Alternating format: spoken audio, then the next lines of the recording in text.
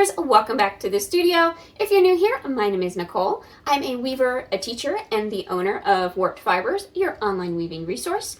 I also happen to be a person who apparently likes to shoot videos on the floor of her studio. But the reason I'm on the floor of my studio today is because we are going to be paying very close attention to the bottom portion of my loom, specifically my treadle tie-ups, because today we are going to be doing a simple and easy loom mod.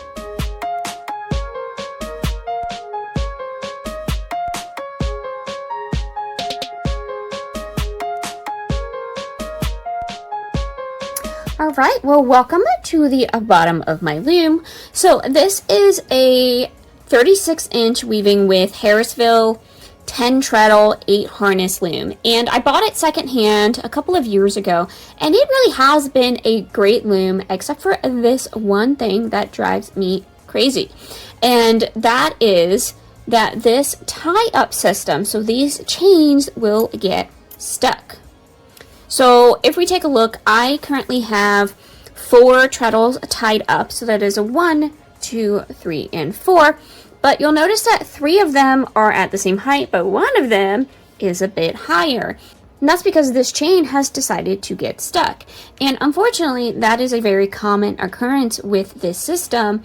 And it is just very, very annoying to work with. So what I am going to do is I am going to switch out all of these chains, or maybe not all of them, because I don't think I bought enough material to switch out all of them, but I'm definitely going to switch out at least the ones that I use the most to a Texsolv system, which is a system that other looms use a lot, and I'm going to sort of modify it so that it will work on this loom, because it wasn't originally meant to be used on this loom, but I think it's going to make things a little bit easier. So if you're not familiar at all with Texsolv, it is a polyester yarn that is actually crocheted, and it comes with these holes in it that are built into the cord that go along the entire length of the cord. And because of this, it makes them very adaptable for a lot of different things.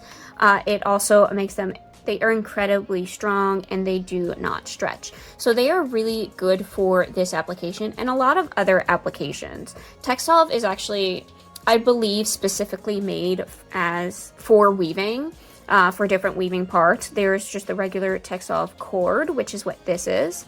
And you can buy it by the yard, you can buy it on a spool, however much you need, whatever is going to work best for you. I will put a link to that in the description. But you can also buy something called a Texsolv heddle, which is a whole nother thing, and something I don't specifically have a ton of experience with because my heddles work just great, and I have regular metal heddles. But we are going to be working with this Texsolv cord today.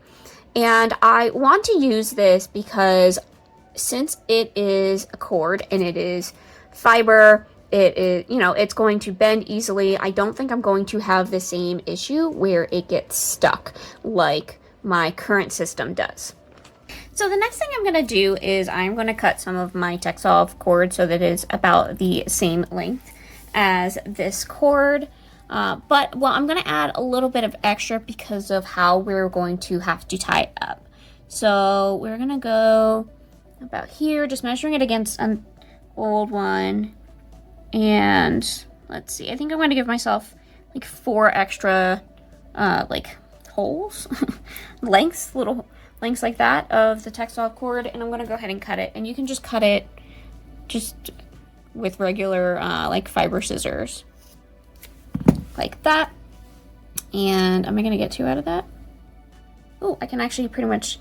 It's maybe a tiny bit short, but we'll try that out. But we'll go with this one, and I'm gonna measure off of this one and see how much I can get out of the cord that I did buy. So I think I bought about 3 yards of this cord just to sort of try this out, see how well it would work. This is an old cord that I had from something else, so that's why it's like a little discolored, but that's fine. But so 3 yards, so about 9 feet of cord. So this should get me definitely enough to tie up what I had tied up previously, and plus some, and then I can really try it out and see if I like it, and if so, then I can purchase more.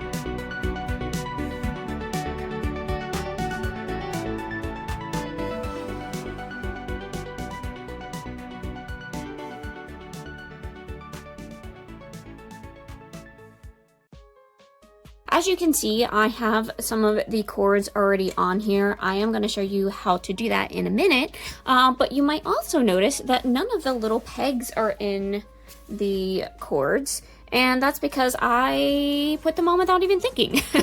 And I actually needed them off in order to be able to put them around these eyes up here, because with the peg on them, you wouldn't be able to pull it through. So I'll show you what I mean by that.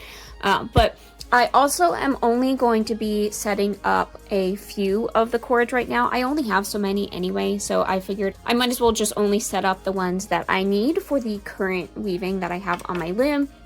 So in that case, I have 1 and 3, 2 and 4. There's your regular plain weave, and then this is my modified plain weave. So this is going to be 1 and 2, and then the last 2 I'm going to be putting on are 3 and 4. So this is an over 1 under 1 plain weave. That's your standard, and then this is going to be an over 2 under 2 plain weave.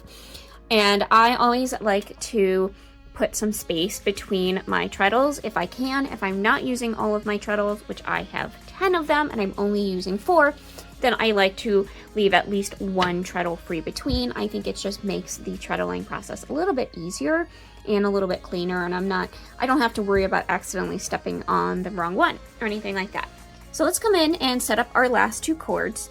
And so I am setting up, so what I say, these are 1 and 2, so I need to do 3 and 4. So I'm gonna find my 3rd harness, which would be this one, yep.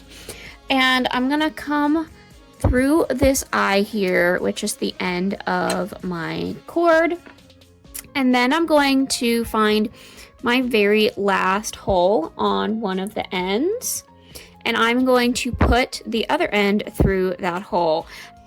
And so if my peg had been on here, I wouldn't be able to pull this end through the hole. So that's why I ended up having to take all of those off after doing all of that work, but that's okay. It was a little bit of practice for using the pegs. But so for putting the cord through itself, I generally find it a little bit easier to come from behind instead of trying to go through from the front. I don't really know why that works a little bit better. Either way, it can be a little bit finicky because these holes aren't that big, but you should be able to pull it through. There we go. So just like that. And then we're going to pull that nice and tight. And I'm going to take the next one. So I'm looking for my 4th harness, which is right there. Perfect. And I'm going to come through here and do the same thing. So find that end, push the other end through.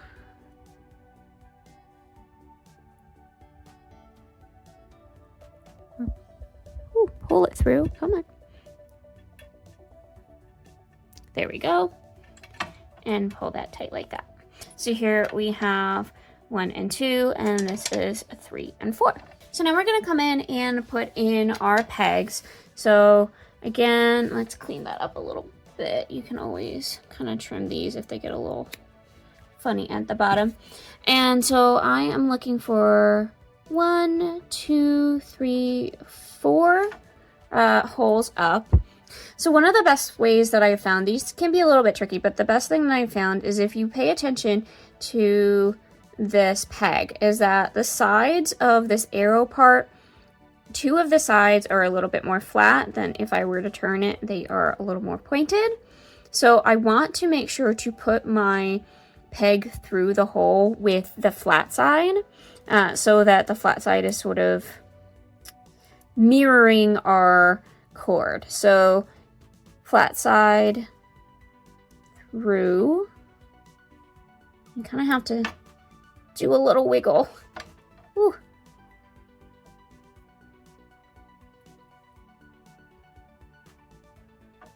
So flat side.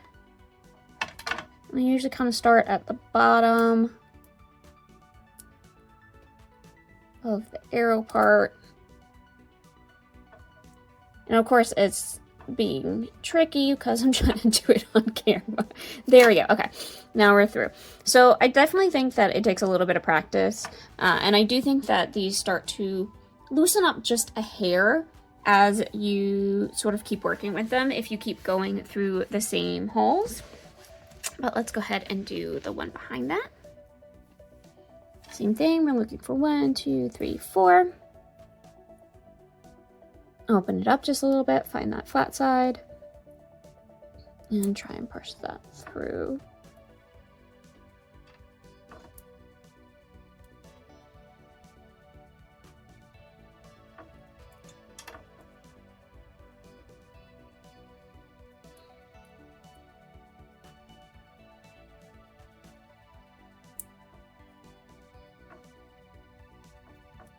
There we go. Okay, so now these both have their pegs on them, so we can go ahead and attach them to our treadle. I think the easiest way to do that is to have something underneath your treadle, because if you're trying to hold up your treadle and deal with these at the same time, it's gonna drive you crazy. So what I'm gonna do is I have this yoga block that I actually keep under my loom anyway, and I do that because I usually have one of my feet on it while I'm weaving, just to be a little bit more ergonomic. And I'm just going to have this sort of resting on top of the yoga block so that it's holding it up for me. So I'm going to take this through and I'm going to find my very last hole. So not that, because that's just an open area. Right here is going to be my last hole. And this peg is going to go through this hole now. That one was a lot easier. Okay, and then that is now attached. So I'm going to do the same thing to the back.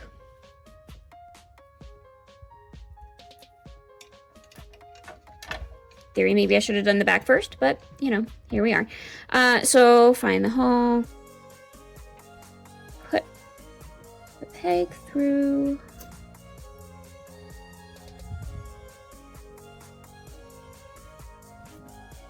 There we go. Okay. And then just like that, we are attached. And if we pull down, then that is activating harnesses 3 and 4. Perfect. So now we're going to do the same thing for all of them.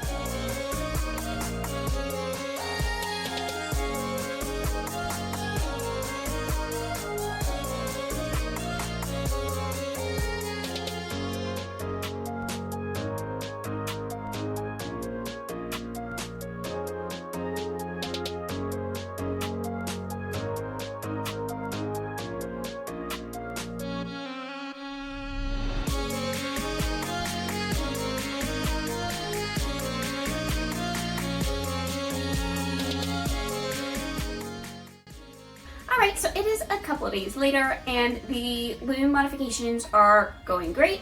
Everything seems to be working well. The tie-ups are not sticking at all. And that little bit of annoyance that I would get when I would sit down to this loom is gone. So that's really good. I can now just focus on weaving and getting kind of lost in the meditative act of putting weft to work. And so, while I know this isn't the most groundbreaking modification and other weavers have probably done this or something very similar before, I think it's good to think about ways that you can make your loom work better for you. And that's what this is doing. Changing up the tie-ups on this loom are making it a better fit for me. And looms can be very personal objects. It's something that you're spending a long time at, you're using it to create art. It is something that you want to make sure works for you in every way that you can. So the tie-ups are not the first modification that I've done to this loom, but they are maybe the largest, even though it's not even that big. But some of the other modifications that I've done are, for example, putting a piece of yarn, a loop of yarn from my front beam that I will connect to my beater whenever I'm warping my loom. And so I warp from front to back. And that means that I start out at the front of my loom and I am threading through my reed first. And it helps to have my reed and my beater a little bit closer to me. And so this is something that I do on every single loom that I work at, any loom that I am teaching with, so I do it for my students as well. And it really does make a difference when you are warping from front to back. Now, another modification that I've done to this loom is one that is probably a little bit more personal, but I think it makes a really big difference. And that is because, if you remember, I bought this loom secondhand. So it did not come with a second hand crank. And so it only came with one, and I keep it on the back of my loom at all times. So I don't have one for the front. Instead, I just have an open metal piece that is sharp and sticking off the side of my loom. And it just so happens to also be where I have a dog bed for my dog when she's in the studio with me. And so to make sure that she doesn't hit her head on it, or I don't scrape up my legs with it if I am moving things around, I felted it a little hat. And again, this is probably not something that everyone's gonna need to do, but it really does make a big difference for me, and it makes my loom more tailored to my studio. So don't be afraid to tailor your loom to you and your studio. You're the one using it, and it should be working for you. And if you need to change things up a little bit, add a little string here and there, then do it. And it will make your weaving practice a little bit easier, a little bit simpler, and a little bit more enjoyable. Now, if you liked this video and you found it helpful, please don't forget to like, comment, and subscribe. Do all the fun YouTube things. And if you really like the video, then you can help support me over on Patreon. For as little as $5 a month, you can help support me as an independent full-time artist and a small business owner whose mission is to bring weaving to more people. And not only do you get to support me, you also get a bunch of fun perks as well. And so you get things like exclusive videos, weekly studio updates, downloadable patterns, early bird specials, and things like that. And I know that people are always asking for your money. I get it. But if you have a couple dollars to spare and you want to share your support, I would greatly appreciate it. Now, speaking of patrons, thank you so much to all my current patrons. Every time I upload a video or anything like that, it is all with your support. And I super appreciate it. So thank you. Now, until next video, happy weaving.